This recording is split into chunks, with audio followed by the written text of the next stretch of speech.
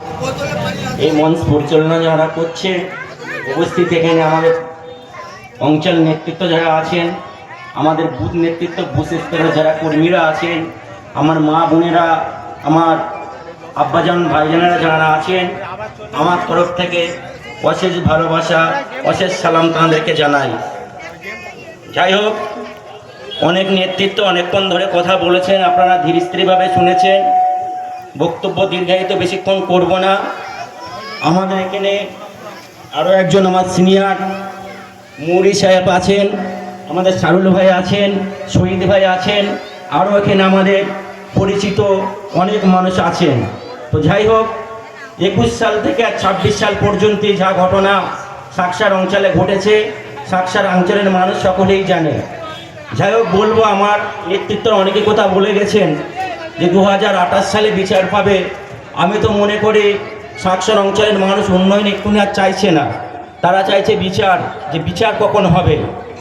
আমাদের মধ্যে অনেক ভুল বোঝাবুঝি করে কিছু মানুষ তাদেরকে ভুল বুঝিয়ে এমন একটা জালিম তাকে বাড়ি ফিরিয়ে এনেছে। সেই জালিমের নেতৃত্বে এই অঞ্চলে যতগুলো কর্মকাণ্ড হয়েছে, মানুষের ঘর লুট থেকে, কুকুর লুট থেকে, মিথ্যা কেস থেকে, জুলুম থেকে, ইফতার রমজান শরীফের মাসে আমার মা বোনেরা বা যারা রোজা রেখেছিল তারা ইফতার করতে পারেনি। এই অঞ্চলে একজন নেতৃত্ব এসেছিলেন রানীগাছি মিন্টু শেখারি, তাকে পায়খানা ফিরে ফেলেছিল বেলের পাড়েতে।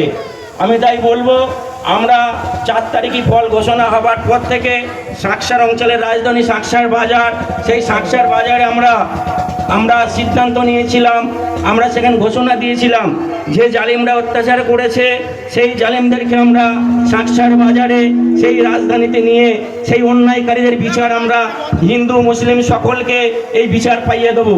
তো যাই হোক, আমরা ব্যর্থ হয়েছি। আমাদের মধ্যে অনেকেই বলছে যে বিজেপি আমাদের শত্রু। আমরা যে অঞ্চলে বাস করছি, এই অঞ্চলে আমাদের বিজেপি কোনো শত্রু নয়, তারা আমাদের অত্যাচার করেনি, আমাদের জাত ভাই হয়ে আমাদেরকে অত্যাচার করেছে। সেই বিচার আমরা চাইব। আমাদের জাত ভাই যারা করেছে, এই টিএমসি নামক হারমাতরা যারা ক্রিমিনাল, তাদেরকে আমরা কখনো ছেড়ে দেব না। আমরা আইনের মারফতে বুঝে নেব তাদেরকে।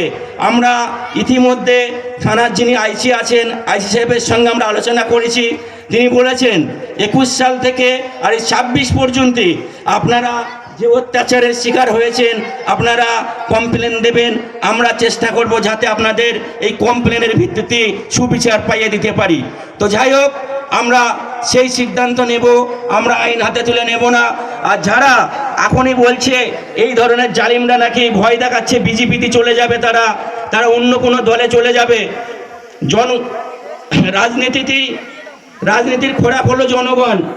যে রাজনীতিতে জনগণ নেই, যে যত বড় নেতা, যত বড় বলিষ্ঠ হোক না কেন, সেই নেতার কোনো দাম নেই। কারণ তার উদাহরণস্বরূপ একটা কথা আমি বলি, শ্রীলঙ্কার প্রধানমন্ত্রী, তাঁর সেনা ছিল, তাঁর হাতে পুলিশ ছিল, তাঁর হাতে অনেক কিছু ছিল, কিন্তু এই জনগণ তাকে তাড়িয়েছে। বাংলাদেশের প্রধানমন্ত্রী শেখ হাসিনা, তাঁর হাতেও সেনা ছিল, পুলিশ ছিল, তাঁকেও জনগণ তাড়িয়েছে। নেপালের প্রধানমন্ত্রী, তাঁর হাতেও সেনা ছিল, তাঁর হাতেও সৈনিক ছিল, তাঁকেও জনগণ তাড়িয়েছে। তাই বলবো, এ তো ক্ষুদ্র, এরা পঞ্চায়েত সমিতির একজন সহকারী সভাপতি। আমরা যেটা এখানে পঞ্চায়েতের যাদের উপপ্রধান বলি, প্রধান থাকতে উপপ্রধান একজন ফুটো জগন্নাথ, সেই জায়গায় সেই সহকারী